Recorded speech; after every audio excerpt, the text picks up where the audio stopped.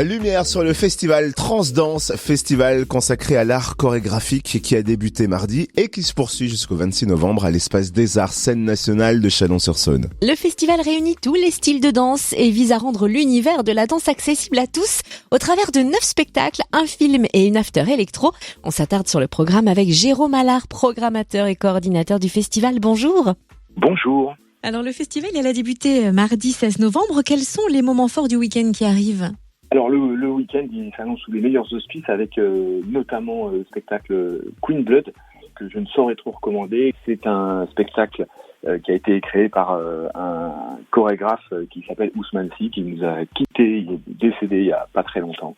Malheureusement, donc on aura la chance de pouvoir présenter ce spectacle sur le grand plateau de l'Espace des Arts. Et Ousmane Sy, c'était le pape de la house dance, si je puis dire ça comme ça. La house dance, c'est une danse qui est née dans les clubs, qui s'est beaucoup pratiquée dans les clubs, et que Ousmane a contribué à faire passer des pistes de danse, des nightclubs au plateau des théâtres. Et donc Queen Blood, c'est effectivement cette danseuse d'une tonicité absolument incroyable.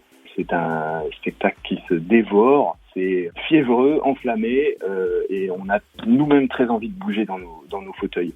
Et alors justement, comme on aura été mis en condition par les danseuses de Paradoxal, le crew de Ousmane Sy, eh bien on pourra à l'issue de ça, samedi soir, donc du coup effectivement se mettre en mouvement avec nos amis de Risque, deux DJ magnifiques qui sont Tiluk et Conic, qui sont donc basés à Dijon et qui font le plaisir d'un set nocturne à la rotonde de l'Espace des Arts. Le festival Transdanse se poursuit jusqu'au 26 novembre. Quels sont quelques-uns des rendez-vous phares de la semaine prochaine et peut-être quelques-uns de vos coups de cœur aussi ? Je vous inviterai évidemment à étudier attentivement le programme. C'est difficile de choisir faire moncer, comme dirait l'autre. Néanmoins, c'est vrai qu'on va avoir 2 belles rencontres du coup avec un musicien qui s'appelle Mosfel, un musicien incroyable, polyinstrumentiste, etc., qui lui-même est très en mouvement. Donc là, il y a le corps des songes, une magnifique fantaisie lyrique et chorégraphique à découvrir à l'Espace des Arts 2 fois. Et puis le week-end prochain, vendredi 26 novembre, on finira en beauté avec un Libanais qui s'appelle Omar Radjeh et un spectacle qui s'appelle 100 000 façons de parler. C'est quand même un beau titre.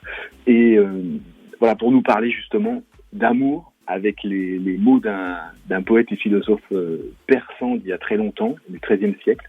Et c'est là-dessus que Omar Radjeh et sa troupe de 17 personnes en tournée quand même, donc un gros spectacle avec de la danse, des musiciens au plateau, des images. Et donc Omar, voilà, il a cette manière de cibler la danse qui est très expressive, très magnifique, ça nous touche beaucoup.